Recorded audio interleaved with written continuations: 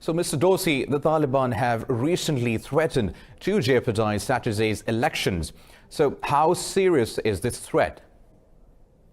I would take the threat very serious. Yes, we've seen a number of attacks already, particularly since the breakdown in negotiations when U.S. President Trump canceled a meeting with Taliban leaders. And the Taliban have made very clear that negotiations with the United States is not reason enough to bring a halt, at least even temporarily, to their armed endeavors. Right, Mr. Dorsey, in the current circumstances, when we've seen so many recent attacks by the Taliban, what are the chances of the Afghan government defeating the threat and winning the confidence of voters to persuade them to come out and cast their ballot? I think it's a very fragile situation, and turnout is going to be very important in terms of the legitimacy of the government in these elections. Problem, of course, is you're talking about elections in a country in which the government does not have total control over all of its territory. And therefore, by definition already, there is a question mark of how representative the government is.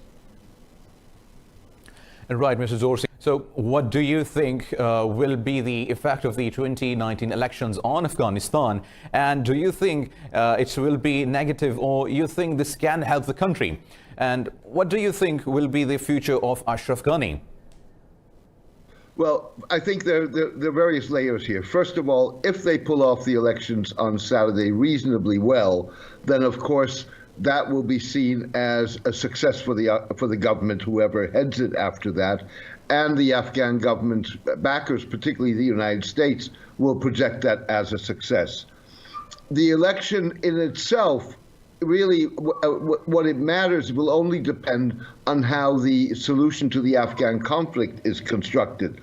So up until now, we've really had a situation in which the United States was talking about the withdrawal of U.S. forces with the Taliban, and those negotiations focused primarily on two issues: a timetable for the U.S. withdrawal and Taliban commitments that they would not engage in transnational political violence. That's a problem for the government, because if by not including the government in these negotiations, obviously the United States is sending a signal, and that raises questions for the future of whoever is going to be president, whether that's Ashraf Ghani or someone else. Right, Mr. James Dorsey, thank you for joining us live on Indus News.